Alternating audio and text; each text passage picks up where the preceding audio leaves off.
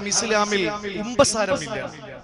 പള്ളിയിലെ ഉസ്താദിന്റെ അടുത്ത് വന്നിട്ട് ഉസ്താദ് ഞാൻ തെറ്റുകൾ ചെയ്തു പോയി, ഇന്ന തെറ്റ് ചെയ്തു പോയി എന്ന് പള്ളിയിലെ ഉസ്താദിനോട് വന്നിട്ട് പ്രത്യേകമായി ഉണർത്താനോ അതിനാവശ്യമായ നിലയിൽ ഒരു സൗകര്യം ഒരുക്കി കൊടുക്കാനോ ഇസ്ലാം അനുവദിക്കുന്നില്ല. അത് നമ്മുടെ സഹോദര സമുദായത്തിൽപ്പെട്ട ക്രൈസ്തവ സഹോദരങ്ങളുടെ ആരാധനയിൽപ്പെട്ടതാണ്. നമുക്കത് പാടില്ല. നമുക്ക് പറയാൻ അള്ളാഹുവിനോട് മാത്രമേ ഉള്ളൂ തെറ്റുകൾ. അല്ല, ഞാൻ നിയാസ് മൗലവിയോട് ഞാൻ ഇന്നിങ്ങോട്ട് വരുമ്പോൾ ഒരു തെറ്റ് ചെയ്തു, നിയാസ് മൗലവിയുടെ അടുത്ത് തമാശക്കോ കാര്യമായിട്ടോ ഞാൻ പറഞ്ഞാൽ എന്റെ പാപം പൊറുക്കില്ല എന്നും അതേ പ്രവാചകൻ നബി മുഹമ്മദ് മുസ്തഫ ഇന്ന മിനൽ മുജാഹറ, പരസ്യപ്പെടുത്തുന്നവനായി പോയി ഞാൻ, അവൻ അല്ലാഹു പാപം പുറത്തു കൊടുക്കില്ല. ഞാനൊരു തെറ്റ് ചെയ്തു എന്ന് എന്റെ ഉസ്താദിനോട് ഞാൻ ചെന്ന് പറയാം ഉസ്താദേ പാപങ്ങളൊക്കെ പൊറുക്കാൻ വേണ്ടി ദുആരക്കി പറയണം. പരമാവധി ആരെ കണ്ടാലും നമ്മുടെ പാപങ്ങൾ പൊറുക്കാൻ വേണ്ടിയിട്ട് അവരോട് ദുആരക്കാൻ പറയണം. മറിച്ച് ഞാൻ ഇന്ന തെറ്റ് ചെയ്തു എന്ന് പറയുന്നത് ഇസ്ലാമിൽ നിഷിദ്ധമാണ്. അവന്റെ ആ പാപം അല്ലാഹു പുറത്തു കൊടുക്കില്ല, ഒരിക്കലും പുറത്തു കൊടുക്കില്ല. കാരണം അവൻ പരസ്യപ്പെടുത്തുന്നവനായി. ഇസ്ലാമിൽ കുമ്പസാരം നിഷിദ്ധമാണ്. പറയേണ്ടത് റബ്ബിനോടാണ്. അല്ലാഹുവേ, അല്ലാഹുവേ, അവന് സ്നേഹം കൂടും, വീണ്ടും വിളിക്കും അല്ലാഹുവേ, സ്നേഹം കൂടും, വീണ്ടും വിളിക്കുന്ന അല്ലാഹുവേ, സ്നേഹം കൂടുന്നു. അല്ലാഹു യഗ്ളബു ഇൻ തറക്ത സുആലഹു വബനി ആദമ ഹീന യുസ്അലു യഗ്ളബു. ചോദിക്കുമ്പോഴൊക്കെ ദേഷ്യം വരുന്നത് മനുഷ്യർക്കാണ്, ചോദിക്കാതിരിക്കുമ്പോൾ ദേഷ്യം വരുന്നത് അല്ലാഹുവിനാ. അള്ളാഹുവിനോട് നമ്മുടെ പാപങ്ങളൊക്കെ ഏറ്റുപറഞ്ഞ് കരയാൻ അള്ളാഹു തൗഫീക്ക് നൽകട്ടെ. കരച്ചിലിന്റെ മാസമാണ് പരിശുദ്ധ റമദാൻ. കരയണം, റബ്ബിന്റെ മുമ്പിൽ കരയണം നമ്മൾ. അള്ളാഹു അതിന് തൗഫീക്ക് നൽകി അനുഗ്രഹിക്കുമാറാവട്ടെ. അതുകൊണ്ട് സഹോദരങ്ങളെ, തൗബ ചെയ്യുന്നവർ അള്ളാഹു വലിയ സ്നേഹമാണ്. തൗബ ചെയ്തു കഴിഞ്ഞാൽ എന്താണെന്നറിയോ? അത് നമ്മുടെ സമുദായത്തിന് പറഞ്ഞാൽ ദഹിക്കുമെന്നറിയില്ല. ദഹിക്കാത്ത കാര്യം പറയാതിരിക്കാൻ എനിക്ക് കഴിയില്ല. ഒരാളൊരു തെറ്റ് ചെയ്തു, ഞാനൊരു തെറ്റ് ചെയ്തു, ഞാൻ എന്നിട്ട് എന്റെ റബ്ബിനോട് ഞാൻ പറഞ്ഞു, പടച്ചോനെ ശരിയാണ്, അറിയാമായിരുന്നു തെറ്റാണെന്ന്, അഹങ്കാരത്തോടെ ഞാൻ ചെയ്തു. അല്ലാഹ്, എനിക്ക് നീ അല്ലാതെ വേറെ ആരാ ഉള്ളത് പൊറുക്കാൻ? നീ തന്നെ എനിക്ക് പുറത്തു തരണം, തന്നേ പറ്റൂ റബ്ബേ, ഇല്ലെങ്കിൽ ഞാൻ നഷ്ടവാളിയായി പോകും, എനിക്ക് നീ മാത്രമേ ഉള്ളൂ എന്ന് പറഞ്ഞ അപ്പൊ അല്ലാഹ് പുറത്തു തരാണ്. അപ്പോഴല്ല പൊറുക്കുകയാണ്. പിന്നെ ഞാൻ ആരെ പോലെയായി? ഈ തെറ്റ് ചെയ്യാത്ത മറ്റുള്ള ആളുകളെ പോലെ ഞാനായി. പാപമില്ലാത്തവനെ പോലെയായി. അപ്പോഴാണ് എന്നോട് അസൂയുള്ള ഒരുത്തൻ, അയാളെ നോക്കുമ്പോ ഞാനൊരു തെറ്റ് ചെയ്തു, എന്നിട്ട് പശ്ചാത്തപിച്ചു, എന്നിട്ട് ഞാൻ ഇങ്ങനെ നടക്കുന്നു, എന്റെ പാപമല്ല പുറത്തു തന്നു, ഞാൻ ചെയ്യാത്തവനെ പോലെയായി. അതവന് സഹിക്കുന്നില്ല. അവൻ ആളുകളോടൊക്കെ പറയുന്നു, ഇവൻ ആരെന്നറിയോ? അവൻ ഇന്നവനാണെന്ന് പറഞ്ഞാൽ ആരംഭ പൂവായ നബിതങ്ങൾ പറയുന്നു, ഒരാളെ തെറ്റ് ചെയ്തിട്ട് തൗബ ചെയ്തിട്ട് അല്ലാഹു തൗബ സ്വീകരിച്ചാൽ ആ സ്വീകരിക്കപ്പെട്ട തൗബയുടെ പേരിൽ ആ തെറ്റ് ചെയ്ത ആ മനുഷ്യന്റെ തെറ്റുകൾ ചെയ്യാത്തത് പോലെയാണ് എന്ന് പറഞ്ഞിട്ടുണ്ട്. എങ്കിൽ ആ തെറ്റിനെ പറ്റി ആക്ഷേപിക്കും ഒരാൾ, അയാൾ ഈ തെറ്റ് ചെയ്യാതെ മരിക്കില്ല എന്ന് നബി മുഹമ്മദ് മുസ്തഫ. ഞാൻ കള്ള് കുടിച്ചു, ഞാൻ പുറക്കലിനെ ചോദിച്ചു, എനിക്കല്ല പുറത്തു തന്നു. ആളുകളെ ഞാൻ കള്ളു കുടിച്ചത് പറഞ്ഞുകൊണ്ട് നടക്കുന്നു. അതിൽ പറഞ്ഞുകൊണ്ട് നടക്കുന്ന ഒരാള്, അയാള് നല്ല സൂഫിയൊക്കെയാണ്, പക്ഷേ അയാൾ കാണുന്നവരോടൊക്കെ പറയുന്നു, അവൻ കള്ളുടിയനാ എന്ന് പറയുന്നു.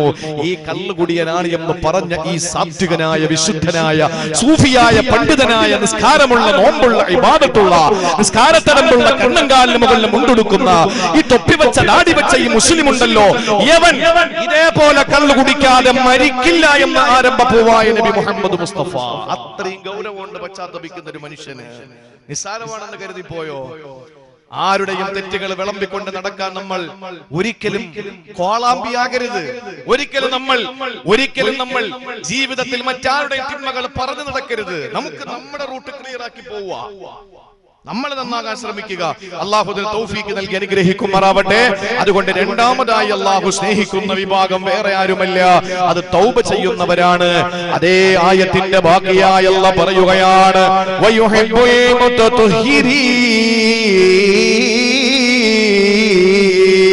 അല്ലാഹു തആല ശുദ്ധിയുള്ളവരെ ഇഷ്ടപ്പെടുകയാ. അല്ലാഹു ശുദ്ധിയുള്ളവരെ ഇഷ്ടപ്പെടുകയാണ്. സഹോദരങ്ങളെ, നേരത്തെ പറഞ്ഞത് ആന്തരിക ശുദ്ധിയാണ്, എന്നാൽ ഈ പറയുന്നത് ബാഹ്യമായ ശുദ്ധീകരണമാണ്. ഈ പറയുന്നത്. കുളിക്കണം, നനയ്ക്കണം, പല്ല് തേക്കണം. പല്ല് തേക്കാതെ തസ്ബീഹ് കൊണ്ടുവന്നിട്ട് എന്ത് കിട്ടാനാ? ഇവൻ പല്ലി അയക്കൂല ജീവിതത്തില്. കയ്യില് തസ്ബീഹുണ്ട്, ഒരു കയ്യില് ഖുർആനും ഉണ്ട്. വല്ല കാര്യമുണ്ടോ? ലൗലാ നശുഖാലാ ഉമ്മത്തി ലഅമറതുഹും ബിസിവാഖി ഇൻദ കുല്ലി വുളുഇൻ ഇൻദ കുല്ലി സ്വലാത്തിൻ. രണ്ട് റിപ്പോർട്ട് ഉണ്ട്. അല്ലാഹുവിന്റെ റസൂൽ പറഞ്ഞു, എന്റെ ഉമ്മത്തുകൾക്ക് ഇടങ്ങേറാവും. അല്ലായിരുന്നെങ്കിൽ ഞാൻ ഓരോ നിസ്കാരത്തിനും വളു ശർത്തായതുപോലെ ഞാൻ മിസ്വാക്ക് ശർത്താക്കിയേനെ. അപ്പൊ വളു എടുക്കുന്നത് പോലെ എല്ലാരും പല്ല് അയക്കണമായിരുന്നു. ഈ പേസ്റ്റ് ഒക്കെ ഇപ്പൊ കണ്ടുപിടിച്ചല്ലേ. പേസ്റ്റ് ഇട്ട് പല്ല് വെച്ചാൽ പല്ല് തന്നെ പൊടിഞ്ഞു പോകും. ഈ പേസ്റ്റിന്റെ വീതി അറിയണമെങ്കിൽ കച്ചവടക്കാരനെ കുതിര കയറി കളയരുത്. ഈ വണ്ടി എവിടെയെങ്കിലും തട്ട് വരയോ ചെയ്താൽ ഇച്ചിരി പേസ്റ്റ് എടുത്ത് അങ്ങോട്ട് തേച്ചു കൊടുത്തിട്ട് തുണി കൊണ്ടും തുടച്ചു നോക്ക്, ക്ലിയർ ആവും. അതിട്ടല്ലേ രാവിലെ ഇരുന്ന് പിടിക്കുന്നു അല്ലേ?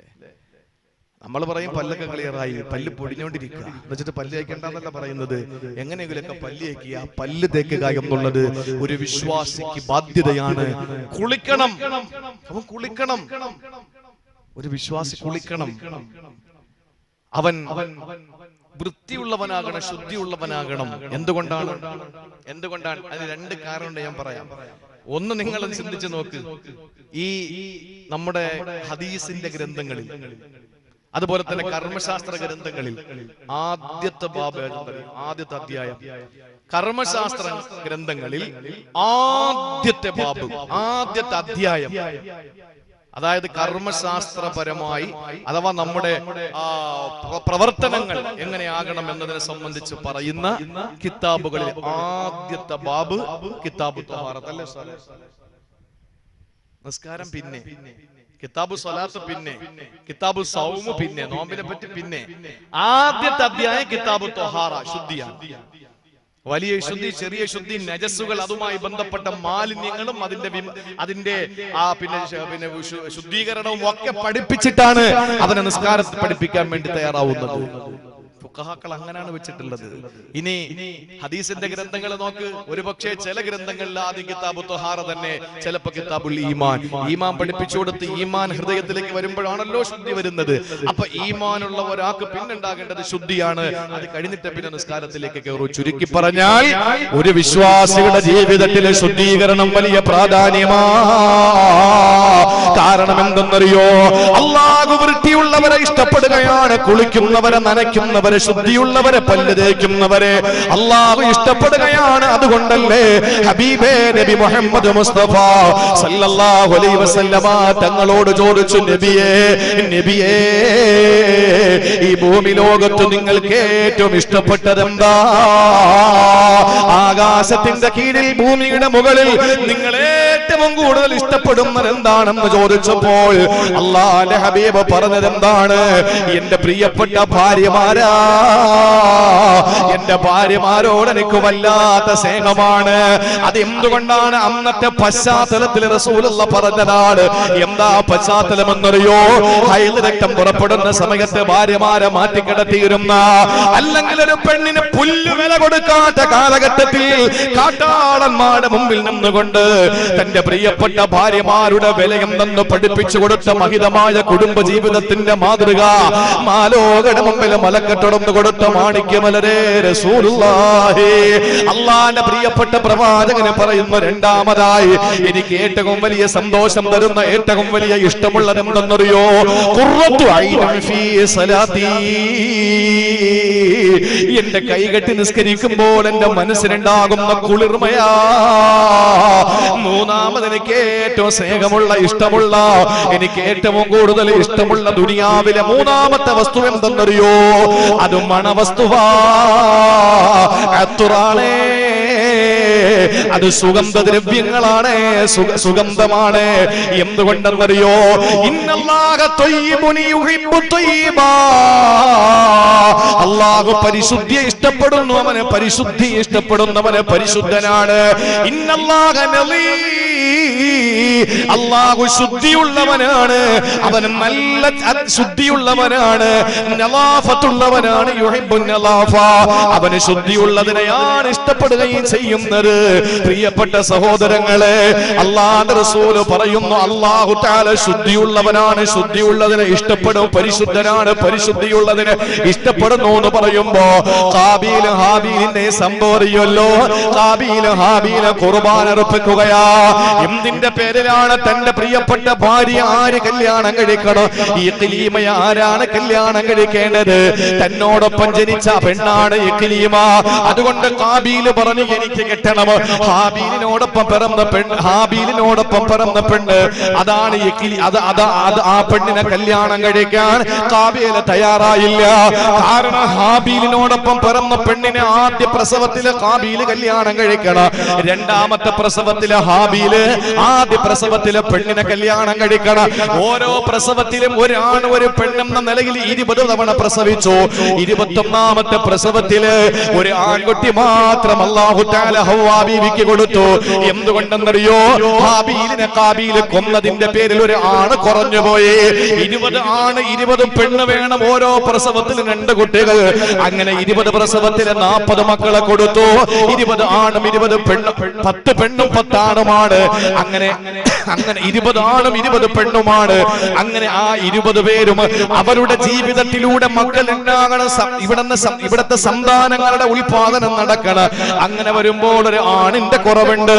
കാരണം ഹാബീൽ എന്ന മകനെ ഹാബീൽ കൊന്നപ്പോ ഒരാണിന്റെ കുറവുണ്ട്. അതിൽ 21ാമത് ഹവ്വാ ബീവി പ്രസവിച്ചു. അതിലൊരു പെൺകുട്ടിയില്ല, ഒരാണ് മാത്രമാണ്.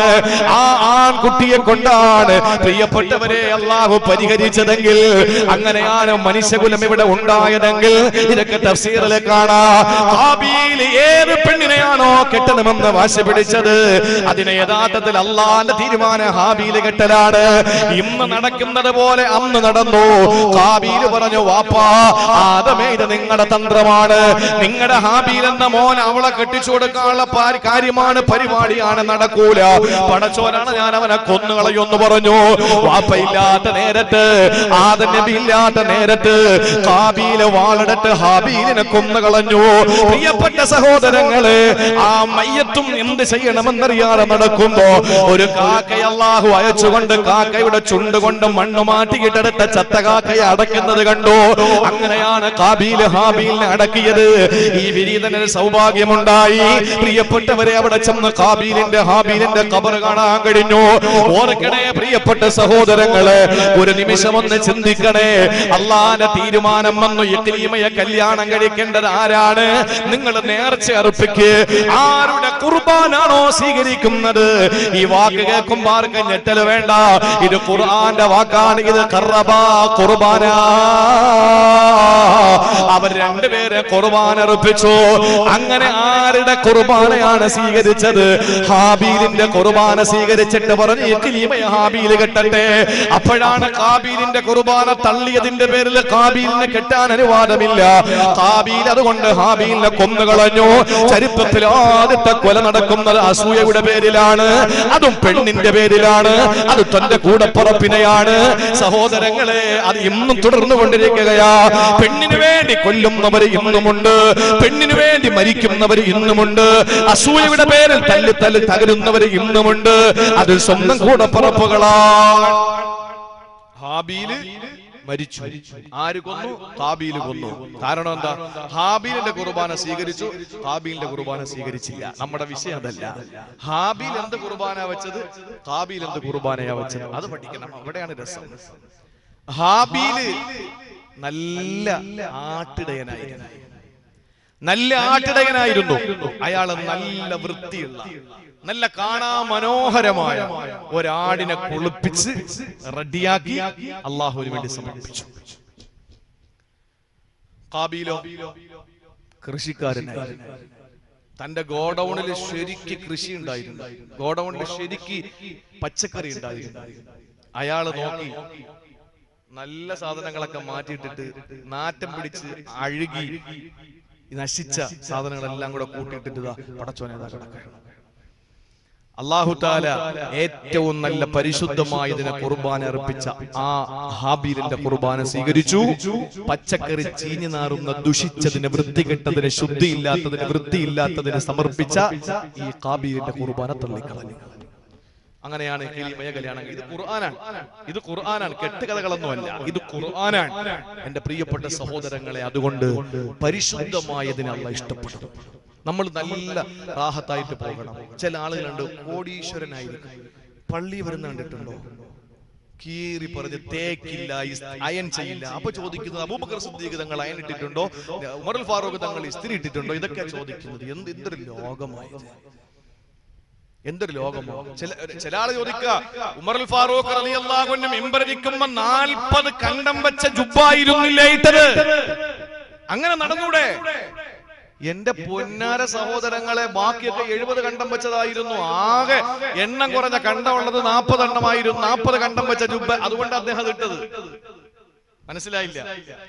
40 കണ്ടം വെച്ച ജുബ്ബ ഇട്ടത് കണ്ടം വെക്കാത്ത ജുബ്ബ ഉള്ളത് കൊണ്ടല്ല. ബാക്കിയൊക്കെ 60, 90, 80 ഒക്കെ കണ്ടം വെച്ചതാണ്. അപ്പൊ ഉള്ളത് നല്ലത് 40 കണ്ടം വെച്ചതാ. അതെടുത്തിട്ടുണ്ട് അദ്ദേഹം നയപ്രഖ്യാപന പ്രസംഗത്തിന് വേണ്ടി വന്നു ഖലീഫയായപ്പോ. അത് നോക്കിയിട്ട് ഇന്ന് നല്ല വൃത്തിയോടെ നടക്കണം. യാ അയ്യുഹൽ മുദ്ദസ്സിർ ഖും ഫഅൻദിർ വസിയാബക ഫതഹിർ. അല്ലാഹു പറഞ്ഞില്ലേ, ശുദ്ധിയാക്ക്. ആളുകൾ അടുത്തെത്തുമ്പോ അവർക്ക് മണക്കണം, അവർക്ക് മണമുണ്ടാകണം. നല്ല വില കൊടുത്തിട്ട് അത്തർ വാങ്ങുക സഹോദരങ്ങളെ. 10 രൂപയ്ക്ക് എന്തെങ്കിലുമൊക്കെ അത്തർ വാങ്ങിച്ചിട്ട് തേച്ചുകൊണ്ട് നടക്കില്ല. അടുത്ത ആളും ചില അത്തർ തേച്ചുകൊണ്ട് വന്നാൽ മയ്യത്ത് കബറി തെണീച്ചൊന്നും തോന്നിപ്പോകും. എന്തൊരു നാറ്റമാണ്. അതിന്റെ കൂട്ടത്തിൽ സിഗരറ്റും വലിക്കും. എന്നിട്ട് അത്ര തേച്ചിട്ട് ഇങ്ങനെ ദാടിയിലൊക്കെ തേച്ച് കയറി വെള്ളം നനച്ച് ഹൗലിൽ നിന്ന് ഒന്നും എടുക്കുമ്പോൾ തീർന്ന് പഞ്ചായത്ത് ക്ലോസറ്റ് നാറ്റമാണ്. അതൊന്നും പാടില്ല, വലിയ തിന്മയാണ്. ഉള്ളി തിന്നാ നീ വീട്ടിൽ കിടക്കണം, ജമാഅത്തിന് പോകരുതെന്ന് ഇസ്ലാം പഠിപ്പിക്കുക. കാരണം എന്താണ്? ഉള്ളി ഹറാമായത് കൊണ്ടോ തിന്നത് മോശമായത് കൊണ്ടോ ഒന്നുമല്ല. നിന്റെ അടുത്ത് നിന്ന് നിസ്കരിക്കുന്നവനത് ദുർഗന്ധം വരും, അവന് അമർഷം തോന്നും. അതുകൊണ്ട് പോവല്ലേ. ഉള്ളി കൂടുതൽ തിന്നെങ്കിൽ നീ വീട്ടിൽ നിസ്കരിക്കും എന്ന് വെച്ചാൽ പള്ളിയിൽ പോകാതിരിക്കാൻ ഉള്ളി കൂടുതൽ തിന്നാ മതി എന്നല്ല. നമ്മുടെ വായിൽ വരുന്ന ദുർഗന്ധം മറ്റുള്ളവർക്ക് സഹിക്കാൻ പറ്റില്ല. അത് ഇസ്ലാം അനുവദിക്കുന്നില്ല. വൃത്തി വേണം, അത് ഇസ്ലാമിന്റെ മുഖമുദ്രയാണ്. നിങ്ങൾ ആലോചിച്ച് നോക്കേണ്ട സഹോദരങ്ങളെ, ഒരു മുസ്ലിം അറബികളെ കണ്ടുപിടിക്കും. പറഞ്ഞ അറബികൾ അവര് ഈ അത്ര തേപ്പ് മാത്രമേ ഉള്ളൂ, എന്തോ ആവട്ടെ, അടുത്തു വരുമ്പോൾ ഒരു നല്ല മണമല്ലേ. അത് ജനങ്ങൾക്ക് നല്ല ആസ്വാദ്യകരമായ, അവരുടെ ആസ്വാദാരത്തിന് അവർക്ക് നല്ല മണമടിക്കുന്ന വില കൂടിയ അത്തറുകൾ. എന്റെ ഹബീബിന് ഇഷ്ടപ്പെട്ടത് ലോകത്ത് ഏറ്റവും വലുത് നല്ല ഫുഡ് എന്നല്ല പറഞ്ഞത്. നമ്മൾ നല്ല വില കൂടിയ ഫുഡ് വാങ്ങിക്കും, എന്നിട്ട് വില കുറഞ്ഞ അത്തറും വാങ്ങിക്കും. അല്ല, വില കുറഞ്ഞ ഭക്ഷണം കഴിച്ചിട്ട് നല്ല മണമുള്ളത് ജനമാഗ്രഹിക്കും. വസ്ത്രമാധരിക്കേണ്ടത് നിനക്കാഗ്രഹം തോന്നുന്നതാ തിന്നേണ്ടത്. നിനക്കാഗ്രഹം തോന്നുന്നതാ തിന്നേണ്ടത്. ജനമാഗ്രഹിക്കുന്ന വസ്ത്രമാ ധരിക്കേണ്ടത്. ജനങ്ങൾക്ക് ഇഷ്ടം വരണം നിന്റെ ഡ്രസ്സിങ് കാണുമ്പോ, ജനങ്ങൾക്ക് ഇഷ്ടം വരണം നീ അടുത്തു വരുമ്പോ. തിന്നുന്നത് ജനങ്ങൾ ഇഷ്ടപ്പെടുക. ഒരാൾക്ക് പൊറോട്ടയാണ് ഇഷ്ടം എന്നും പറഞ്ഞ് എനിക്ക് പൊറോട്ട തിന്നാൻ പറ്റുമോ? ഇപ്പൊ കഴിക്കാൻ പോയ നിയാസ് ഉസ്താദിന്റെ ജ്യേഷ്ഠന്റെ വീട്ടില് ഇവിടെ നമ്മുടെ ഈ ദേശീയ ഭക്ഷണമല്ല, നമ്മുടെ ഈ സ്വദേശ ഭക്ഷണം ഉണ്ടല്ലോ, ഒറട്ടി, അതുകൊണ്ട് കപ്പയുണ്ട്. എനിക്കിഷ്ടം കപ്പയാണ്, ഞാൻ കപ്പ കഴിച്ചു. നമ്മുടെ ഇഷ്ടം അല്ല ഉസ്താദ്, ഒരു റൊട്ടി ഒരു പൊറോട്ട, എനിക്കിഷ്ടം ഇതാണ്, ഞാൻ കഴിച്ചു. ഡ്രസ്സിംഗ് അതുപോലെ തന്നെ പിന്നെ അത്തർ, അത് ജനങ്ങൾക്ക് എന്താണ് മണം, നമുക്ക് ഇഷ്ടമുള്ള ചിലപ്പോൾ ജനങ്ങൾ എന്തൊരു നാറ്റം, അപ്പോഴേ മാറ്റിയേക്കണം. നമ്മളൊരു മണം അടിച്ചോണ്ട് പോയി, ജനങ്ങൾ പറഞ്ഞു നല്ല മണം, അത് നമ്മൾ ധരിക്കണം. അത് നമ്മുടെ ബാധ്യതയാണ്. കാരണം അള്ളാഹു ശുദ്ധി ഇഷ്ടപ്പെടുന്നു. അള്ളാഹു ശുദ്ധിയുള്ളവനാണ്, ശുദ്ധി ഇഷ്ടപ്പെടുകയാണ്. അള്ളാഹു അങ്ങനെ നല്ല നിലയിൽ ജീവിക്കാൻ അള്ളാഹു തൗഫീഖ് നൽകി അനുഗ്രഹിക്കുമാറാവട്ടെ. അള്ളാഹു നമ്മളെ സ്നേഹിക്കുന്നവരിൽ അള്ളാഹു നമ്മളെ ചേർക്കട്ടെ. നാലാമതായിട്ട് അള്ളാഹ് പറയുകയാണ്, ഫഇന്നല്ലാഹ യുഹിബ്ബുൽ മുത്തഖീൻ. അല്ലാഹു തഖ്വയുള്ളവരെ ഇഷ്ടപ്പെടുകയാണ്. സൂറത്തു ആലു ഇംറാൻ. തഖ്വയുള്ളവരെ അല്ലാഹു ഇഷ്ടപ്പെടുകയാണ്. തഖ്വ എന്ന് പറഞ്ഞാൽ ഇവിടെ നമ്മളൊരു കാര്യം ചെയ്യുമ്പോൾ ആഖിറത്തിൽ വരുമ്പോൾ അതിനെ പേടിക്കലാണ്. ഇവിടെ ഒരു കാര്യം ചെയ്യാൻ പോകുന്നു, അതിനെ ആഖിറത്തിൽ നമ്മൾ പേടിക്കരുത്. ഒരു ഉദാഹരണം പറയാം. എന്താണ് തെറ്റെന്ന് ചോദിച്ച വാബിസ റളിയല്ലാഹു അൻഹുവിനോട് നബി തങ്ങൾ 2 വിരലുകൾ അദ്ദേഹത്തിന്റെ നെഞ്ചിലേക്ക് കുത്തിയിട്ട് പറഞ്ഞു, ഇസ്തഫ്തി ഖൽബക, നിന്റെ ഹൃദയത്തോട് ചോദിക്കു വാബിസ, ഏതാണ് തെറ്റെന്ന് ആ നെഞ്ചകത്ത് നിന്ന് പറഞ്ഞു തരും. എന്നിട്ട് പറഞ്ഞു, ഒരു കാര്യം നമ്മൾ ചെയ്യുമ്പോ ഉത്സാഹവും സന്തോഷവും ഉല്ലാസവും തോന്നുന്നെങ്കിൽ, ആര് കണ്ടാലും കുഴപ്പമില്ല എന്ന് തോന്നുന്നെങ്കിൽ അത് നന്മയാണ്. ഏതെങ്കിലും ഒരു കാര്യം ചെയ്യുമ്പോൾ ആരെങ്കിലും കാണുവോ എന്നൊരു ടെൻഷൻ ഉണ്ടായാൽ അത് തിന്മയാണെന്ന് അഷ്റഫുൽ വറ സല്ലല്ലാഹു അലൈഹി വസല്ലം. ഇനിയിപ്പോ നന്മ ഖുർആനിലുണ്ടോ ഹദീസിലുണ്ടോ നോക്കി അടക്കണ്ട. മനസ്സിലായോ? ഒരു കാര്യം, ഇപ്പൊ വീൽ ചെയർ കൊടുക്കാൻ, ഇവിടെ വീൽ ചെയർ കൊടുക്കാൻ, അങ്ങനെ വീൽ ചെയർ എടുത്ത് കൊടുക്കുമ്പോ ആരെങ്കിലും വരുന്നുണ്ടോ എന്ന് പറഞ്ഞ് ആരും ഇങ്ങനെ പാത്തും പതുങ്ങി ഇരുന്നിട്ട് കൊടുക്കൂല. കാരണം ഇത് നന്മയാണ്. അതേസമയം ഇവിടെ വരുന്ന ഒരാൾക്ക് മറ്റേ ഐറ്റം ഒരു കുപ്പി കൊടുക്കാൻ തീരുമാനിച്ചു. അപ്പൊ നമ്മളെന്താ, പള്ളിയിൽ ഉസ്താദ് വരുന്നുണ്ടോ, കമ്മിറ്റിക്കാർ വരുന്നുണ്ടോ, ആരും വരുന്നുണ്ടോ നോക്കിയിട്ട് കൊടുക്കും. കാരണം അത് തെറ്റാണ്. കാരണം കൊടുക്കുമ്പോ ടെൻഷൻ ഉണ്ടായി. നമ്മൾ ചെയ്യുന്ന ഒരു പ്രവർത്തനം, ഉദാഹരണം പറഞ്ഞതേ ഉള്ളൂ, ഒരു പ്രവൃത്തി അത് ചെയ്യുമ്പോ മറ്റുള്ളവരെ ഭയന്നുകൊണ്ടും അവര് കണ്ടാൽ വിഷമമല്ലേ എന്ന ചിന്തയോടെ ചെയ്യുന്നതൊക്കെ തെറ്റാണ്.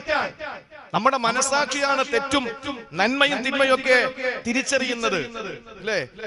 നമ്മൾ വിളിക്കുന്നൊരു കാര്യം, ഒരു മനുഷ്യന്റെ മുഖത്ത് നോക്കിയിട്ട് പശ്ചാത്തലങ്ങളാണ് തിന്മകൾ ഉണ്ടാക്കുന്നത്, തെറ്റുകൾ ഉണ്ടാക്കുന്നത് പശ്ചാത്തലങ്ങളാണ്. ഒരാളുടെ മുഖത്ത് നോക്കിയിട്ട് അങ്ങയുടെ പിതാവിന്റെ ശിരസ് എന്ന് പറഞ്ഞു കഴിഞ്ഞാൽ എന്തെങ്കിലും അയാൾ ചെയ്യോ? ഇല്ല. അങ്ങയുടെ പിതാവിന്റെ ശിരസ് എന്ന് പറഞ്ഞാൽ അയാൾക്ക് സ്നേഹം കൂടെ ഉള്ളൂ. ഇതേപോലെ അവന്റെ മുഖത്തിന്റെ വാപ്പാടെ തലേന്ന് പറഞ്ഞു, ഇതെന്നല്ലേ നേരത്തെ പറഞ്ഞത്, അങ്ങെന്നുള്ള സ്ഥലത്ത് നിന്റെ എന്നായി, പിതാവ് എന്നുള്ള സ്ഥലത്ത് വാപ്പാന്നായി, ശിരസ് എന്ന സ്ഥലത്ത് തലയെന്നായി. അപ്പൊ അത് തിന്മയായി, അടി നിനക്ക് വെറുതു അതിനുമായി, അല്ലേ? പശ്ചാത്തലങ്ങളാണ് തിന്മകൾ ഉണ്ടാക്കുന്നത്, പശ്ചാത്തലങ്ങളാണ് തിന്മ ഉണ്ടാക്കുന്നത്. നമ്മളിപ്പോ കറണ്ട് പോയി, നമ്മുടെ ഇപ്പൊ എമർജൻസി ഇല്ല, എല്ലാ വീടുകളിലും കേടുവന്നിരിക്കുന്ന ഒന്നാമത്തെ സാധനം എമർജൻസിയാണ്. എല്ലാ വീട്ടിലും ഒരെണ്ണം കാണും കേടുവന്ന സാധനം, വേറെ ഒന്നുമില്ല. ഒരു സ്ഥലത്തും എന്താ മാർഗം നോക്കുമ്പോ ഉണ്ട് ഒരു നിലവിളക്ക് മോളെ ഇരിക്കാൻ, അതിനെ എടുത്തിങ്ങോട്ട് വെച്ചു. ഇനിയിപ്പോ ഇച്ചിരി എണ്ണ, പച്ച എണ്ണ അങ്ങോട്ട് ഒഴിച്ചിട്ട് അതിലിങ്ങനെ തിരി കൊളുത്തി നല്ല വെട്ടം, അൽഹംദുലില്ലാഹ് റാഹത്തായി. തെറ്റുണ്ടോ? ഇല്ല. അതേസമയം കട ഉദ്ഘാടനത്തിന് അത് പട്ടാപ്പകല് കൊണ്ടുവച്ചിട്ട് നമ്മൾ ഇങ്ങനെ കൊളുത്തി, അതിങ്ങനെ കൊളുത്തി എണ്ണ ഒഴിച്ചിട്ട്. അത് നമ്മുടെ സഹോദരങ്ങൾ, നമ്മുടെ കൂടപ്പുറപ്പുകളായ ഹിന്ദു സഹോദരങ്ങൾ അഗ്നിദേവനെ ആരാധിക്കുന്ന പൂജയാണ് വിളക്ക് കത്തിക്കുക. അതൊരു മുസ്ലിമിന് കത്തിക്കാൻ പാടില്ല. നിങ്ങൾക്ക് യോജിക്കാം, എനിക്ക് ദീനിന്റെ കാര്യം പറഞ്ഞേ പറ്റൂ. എന്റെ പ്രിയപ്പെട്ട സഹോദരങ്ങളെ, അത് തെറ്റാണ്. അപ്പൊ ഇന്നലെ കത്തിച്ചതോ അത് ശരിയാണ്. പശ്ചാത്തലങ്ങളാണ് തിന്മ ഉണ്ടാക്കുന്നത്. ഞാൻ പറഞ്ഞു വന്നത്, അള്ളാഹു തഖ്വയുള്ളവരെ ഇഷ്ടപ്പെടുന്നു എന്ന് പറഞ്ഞാൽ ഒരു കാര്യം ചെയ്യുമ്പോൾ അതിന്റെ പേരിൽ നമുക്കൊരു ടെൻഷൻ ഉണ്ടാകാൻ പാടില്ല. ആഖിറത്തിൽ ഇത് ചോദ്യമുണ്ടാകുമെന്നൊരു ഭയം ഉണ്ടാവുക, അതാണ് തഖ്വ. നമ്മൾ ചെയ്യുമ്പോൾ ഇത് കുഴപ്പമൊന്നും, ആഖിറത്തിൽ ഒരു ചോദ്യം ഉണ്ടാവൂല എന്നുറപ്പുണ്ടെങ്കിൽ അത് ചെയ്. എന്റെ പ്രിയപ്പെട്ടവരെ, അങ്ങനെ തഖ്വ നമ്മൾ ചെയ്താൽ, തഖ്വയുള്ളവരായി നമ്മൾ മാറിയാൽ, ആ തഖ്വയുള്ള മുത്തഖിയായ മനുഷ്യനോട് അല്ലാഹുവിനെ വല്ലാത്ത അടുപ്പമാ, അദമ്യമായ സ്നേഹമാ. അങ്ങനെ തഖ്വ നിങ്ങൾ നിർവഹിച്ചു കഴിഞ്ഞാൽ, അല്ലാഹുവിനെ സൂക്ഷിച്ചു ജീവിച്ച അല്ലാഹ് പറയുകയാണ്, വമയ്യത്തഖില്ലാഹ യജ്അൽ ലഹു മഖ്റജാ വയർസുഖുഹു മിൻ ഹൈസു ലാ യഹ്തസിബ്. ദാരിദ്ര്യത്തിന്റെ പേരിൽ എന്തിനാ ഭയപ്പെടുന്നത്? കച്ചവടം നടക്കുന്നില്ല എന്ന പരിഭവം എന്തിനാ? ശമ്പളമില്ല എന്ന വേദന എന്തിനാ? ഇന്നും എത്രയോ ആളുകൾ പറയുന്നു ശമ്പളമില്ല, വേതനമില്ല, കട തുറക്കുന്നില്ല, കച്ചവടമില്ല. എന്തിനാ ഭയപ്പെടുന്നത് മുസ്ലിമേ? ഏത് പ്രവൃത്തി ചെയ്യുമ്പോഴും അല്ലാഹുവിനെ സൂക്ഷിച്ചോ.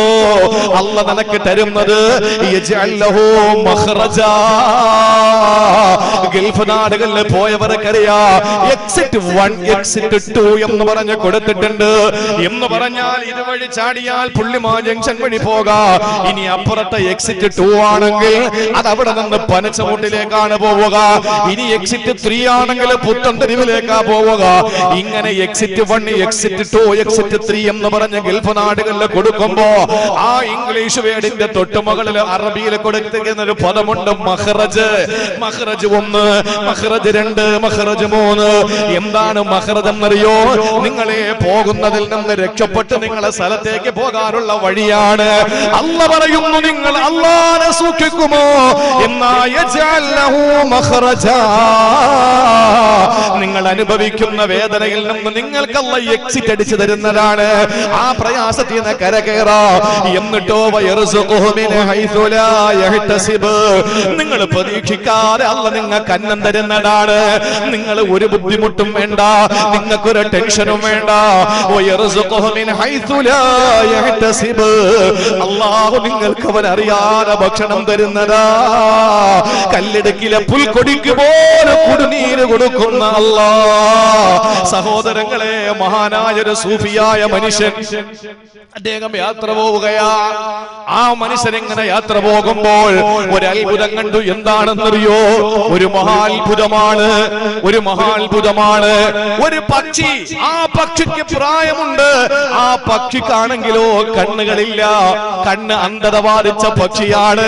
അതിങ്ങനെ ഒരു ചെറിയ ഗുഹയ്ക്കകത്തൊരു പൊത്തിനകത്തൊരു മാളത്തിനകത്തിരിക്കുകയാ. ഈ പക്ഷിക്ക് ആരാ ഭക്ഷണം കൊടുക്കുന്നതെന്നറിയോ?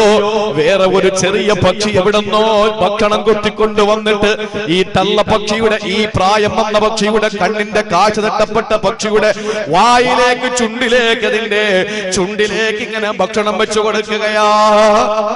ആ കാഴ്ച കണ്ട മഹാൻ സഹോദരങ്ങളെ പെട്ടെന്ന് അവിടെ നിന്ന് തിരിച്ചു വന്നു. കച്ചവടത്തിന് പോയതാ. ആ മനുഷ്യൻ ചിന്തിച്ചു, റബ്ബേ, കണ്ണ് കണ്ടുകൂടാത്ത തള്ള പക്ഷിക്ക് എവിടെ നിന്നോ ഒരു ചെറിയ പക്ഷി വന്നിട്ട് ഭക്ഷണം കൊടുത്തെങ്കിൽ ഞാൻ എവിടെ ഓടുകയാ? എനിക്ക് എന്റെ റബ്ബ് ഭക്ഷണം തരൂലേ? അതുകൊണ്ട് ഞാൻ പോകുന്നില്ല, തിരികെ നടന്നു. സഹോദരങ്ങളെ, ചിന്തിച്ചു നോക്ക്. ഇത് പറയുമ്പോ ജോലിയൊന്നും ചെയ്യണ്ട, വീട്ടിൽ തക്കുവെന്നും പറഞ്ഞിരുന്നാ മതി, കാര്യം നടക്കൂല. ഈ മനുഷ്യൻ തിരിച്ചു വന്നു. തിരിച്ചു വന്നപ്പം ആ നാട്ടിലെ മറ്റൊരു സൂഫിയായ മനുഷ്യൻ ചോദിച്ചു, എന്താ നീ കച്ചവടത്തിന് പോയിട്ട്? ഇങ്ങനെ ഒരു സംഭവം ഉണ്ടായി. ഈ കണ്ണ് കണ്ടുകൂടാത്ത അന്ധത ബാധിച്ച തള്ളപ്പക്ഷിക്ക് ഭക്ഷണം കൊടുക്കാൻ എന്റെ റബ്ബിന് കഴിയുമെങ്കിൽ ഞാൻ എന്തിനി നടക്കണം? അപ്പൊ ഈ മഹാൻ ചോദിച്ചെന്താന്നറിയോ? നീ ആ തള്ളപ്പക്ഷിയുടെ സ്ഥാനത്ത് നിന്ന് ചിന്തിച്ചിട്ടല്ലേ നീ തിരിച്ചു വന്നത്? നീ ആ കുഞ്ഞു പക്ഷിയുടെ ഭാഗത്ത് നിന്ന് ചിന്തിക്കാത്തത് എന്താ? നീ പാറിപ്പറന്നിട്ട് ഭക്ഷണം ഉണ്ടാക്കിയിട്ട് ഇതേപോലെ കഷ്ടപ്പെടുന്നതുകൊണ്ട് കൊടുക്ക്. നീ തള്ളപ്പക്ഷിയുടെ കാര്യം നോക്കിയിട്ട് തിരിച്ചു വന്നില്ലേ? നീ ആ കുഞ്ഞു പക്ഷിയുടെ സ്ഥാനത്ത് നിന്ന് ചിന്തിക്കാത്തത് എന്തേ എന്ന് ചോദിച്ചു ആ മഹാൻ തിരികെ. എന്ന് പറഞ്ഞാൽ നമ്മൾ നമ്മുടെ ജോലി നിർവഹിക്കുക, നമ്മൾ നമ്മുടെ ഡ്യൂട്ടി നിർവഹിക്കുക. അള്ളാഹു നമുക്ക് തരും. അള്ളാഹു തൗഫീഖ് തരട്ടെ. അള്ളാഹു അങ്ങനെ നല്ല നിലയിൽ ജീവിക്കാൻ അള്ളാഹു തൗഫീഖ് നൽകി അനുഗ്രഹിക്കുമാറാവട്ടെ.